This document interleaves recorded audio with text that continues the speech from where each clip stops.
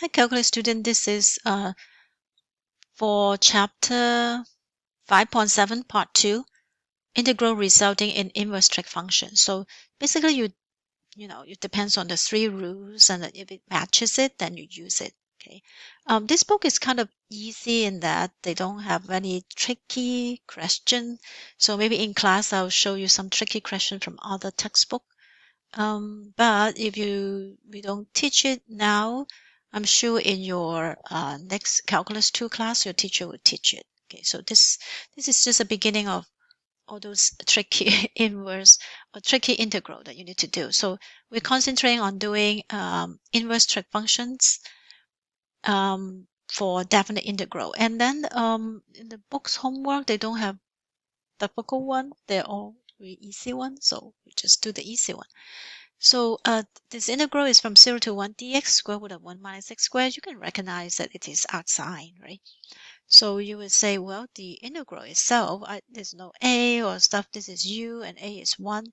So it is just inverse sine or arcsine of x. And you have to evaluate from 1 to 0. Okay, so that means you do arcsine of 1 minus arcsine of 0. Arcsine of 1 is pi over 2. Arcsine of 0 is 0. So that's pi over 2. Okay. And then the next one is, do you remember what is the antiderivative of 1 over 1 plus x squared? Is arctangent, right? So this is, the a is 1, the u is just x. So it's arctangent. Arctangent x, 1 or 2.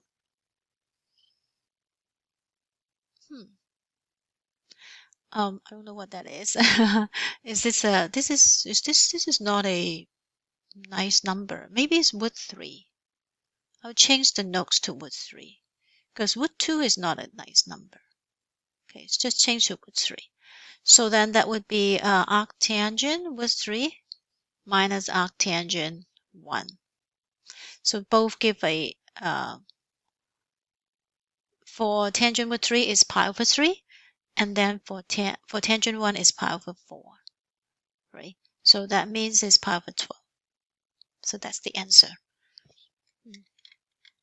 Next one is dxx square root of x squared minus 1. So this is absolute value because it's positive. So they don't have the absolute value, but you can see that it is secant, arcsecant of x, right? For 2 with 3 and 1. Where's 2 with 3? So that would be 1 over, or arcsecant 2 with 3. It's 2 with 3 minus arcsecant 1.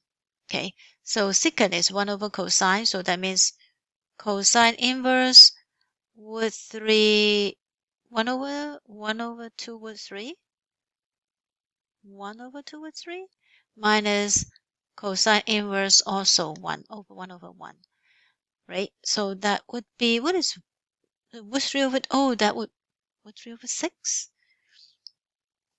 I think it would be 2 over with 3. Yeah, this is because there's no such things as 1 over 2 with 3. So let's say, so 2 over with 3, so it's